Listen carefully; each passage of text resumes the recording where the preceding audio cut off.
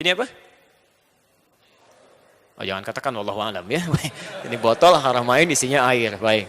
Sekarang perhatikan, botol ini ada di atas apa? Meja. Ada jarak tidak? Ada. Kalau ada benda di atas, kemudian ada jarak di bawahnya, dengan benda bawahnya, itu disebut fauqa namanya. Fauqa, ada jaraknya. Tapi kalau menempel seperti ini, tidak ada jaraknya, maka disebut dengan ala namanya. Ala. Perhatikan, ada orang-orang yang selalu lekat nempel dengan petunjuk Allah Subhanahu wa taala. Ulaika bukan fauqa, ala hudan. Jadi dia bangun tidur, ingat petunjuk Allah. Dia mau melihat, dia gunakan petunjuk Allah dengan penglihatannya.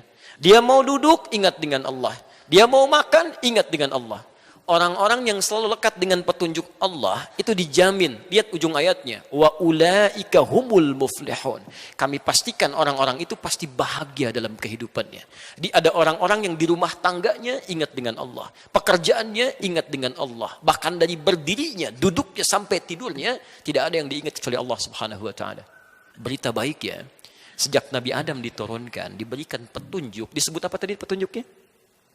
Hudan. Teman-teman, ternyata semua generasi setelah Adam, saat diutus nabi-nabi setelahnya, itu semua nabi, dari Nabi Adam sampai nabi yang terakhir, itu semuanya oleh Allah bersamaan diturunkan dengan petunjuk kehidupan bagi umatnya. Dan namanya semua sama, Hudan. Siapa nabi terakhir? Nabi Muhammad Sallallahu Alaihi Wasallam. Awas hati-hati ya. Saya audiensi terakhir dengan MUI di Jawa Barat. Itu sekarang lagi marak nabi di Jawa Barat. Hampir tiap bulan Pak ada nabi baru. Bu, hampir tiap bulan. Sekarang nabi barunya lagi di Karawang ini ya, sebagian ya. Dulu saya lihat di catatan Bakor Pakam Kementerian Agama. Ada nabi, saya kira itu yang terakhir.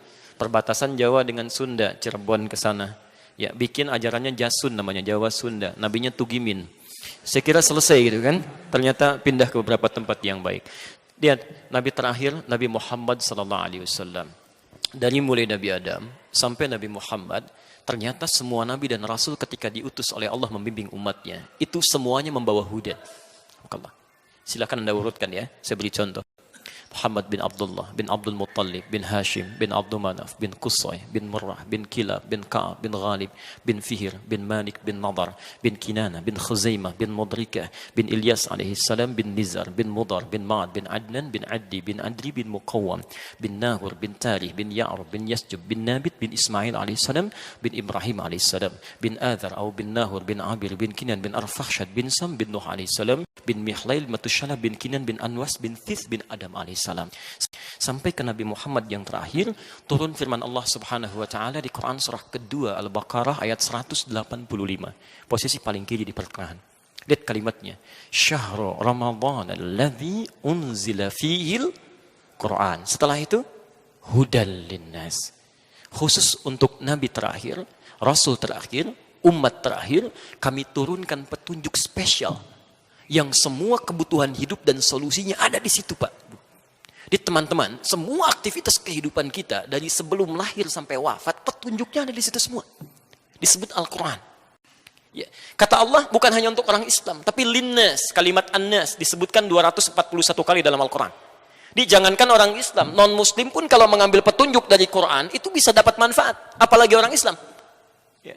Makanya orang Islam itu dipaksa oleh Allah, minimal dalam sehari mesti baca Quran. Mesti itu. Makanya kalimat pertama ketika dibuka Al-Quran di surah Al-Baqarah itu menyebutkan kata hudan. Dzalikal kitabu la raiba fi hudal.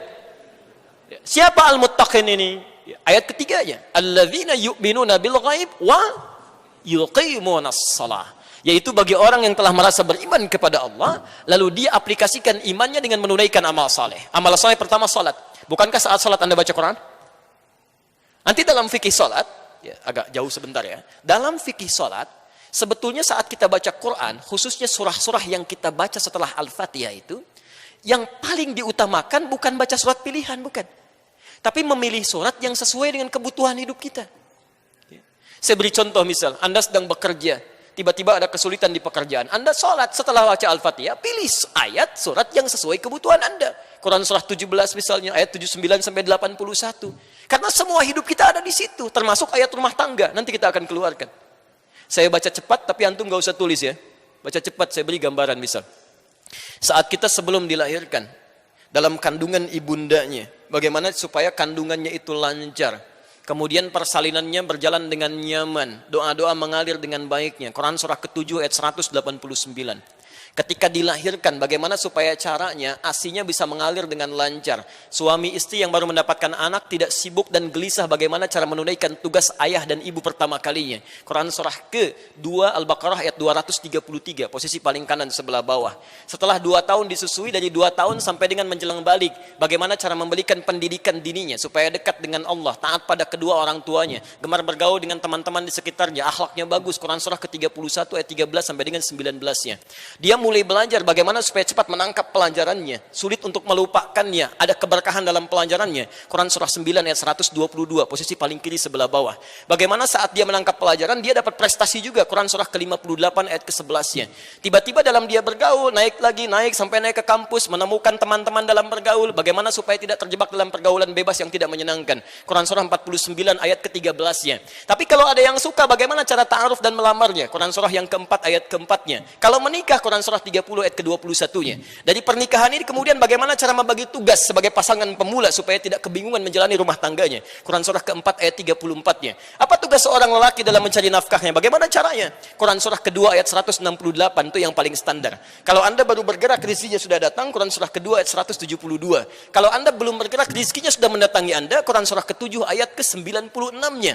Apa tugas ibu? Kadang-kadang ibu ditugaskan untuk merawat rumah tangganya, menjaga nama baik suaminya.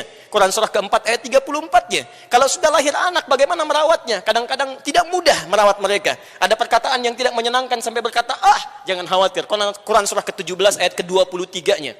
Anda yang mencari rezeki, kadang-kadang lelah, capek, seperti ibu juga yang capek merawat anaknya. Lelah seperti apa? Kalau ringan-ringan, Quran surah ke-26 ayat ke-80-nya. Kalau kena penyakit, semua orang mengatakan sampai dokter berkata, ini nggak mungkin, nggak ada kesembuhan, nggak ada obat untuknya. Kata Allah, tidak ada yang tidak mungkin. Lakukan amalan seperti Nabi Ayub pernah melakukannya. Quran surah ke-21 ayat 83 sampai 84-nya. Anda bekerja, kadang-kadang ada yang iseng, ingin menyingkirkan Anda, menyudutkan Anda, menyungkurkan Anda. Bagaimana mengatasinya? Memohon kepada Allah dengan Quran surah ke-17 ayat ke-79 sampai dengan 81-nya. Kalau ada yang mengganggu Anda sampai luar biasa dahsyatnya, membuat Anda gelap mata, sesak nafas di situ, selalu ada solusinya. Quran surah ke-21 ayat 87 sampai dengan 88-nya. Teman-teman, ketika harta Anda mulai meluas, tiba-tiba menghadapi tantangan, Quran surah kedua ayat 214. Bagaimana mengatasinya? Quran surah ketiga ayat 142. Kalau Anda berhasil ingin bersyukur, Quran surah ke-14 ayat ke-7-nya. Masalah mulai datang lagi, bagaimana berharap? Di Quran surah kedua ayat 155 sampai 157-nya. Sampai Anda usia 40 tahun lebih, orang tuanya masih ada, bagaimana cara membalasnya? Kata Allah, memang agak sulit, tapi Anda bisa mencoba dengan Quran surah ke-46 ayat ke-15-nya. Apakah saya akan hidup untuk selamanya ya Allah? Tidak. Satu saat kamu akan pulang. Kamu akan meninggal karena ada maut yang akan mendatangi Anda. Quran surah ketiga 185. Ya Allah, bagaimana saya meninggalnya caranya? Bagaimana maut caranya datang kepada saya? Akan diutus perwakilan kami namanya Malakul Maut. Quran surah ke-32 ayat ke-11-nya. Bagaimana cara dia mengambil nyawa kami ya Allah? Kalau ingin sedikit menyenangkan, tenang panggilannya. Quran surah 89 ayat 27 sampai dengan 30 itu. Ya ayat Tuhan nafsul mutmainnah. Kalau kamu ingin sedikit menegangkan sambil dipukulin malaikat, Quran surah ke-8 ayat ke-50 itu.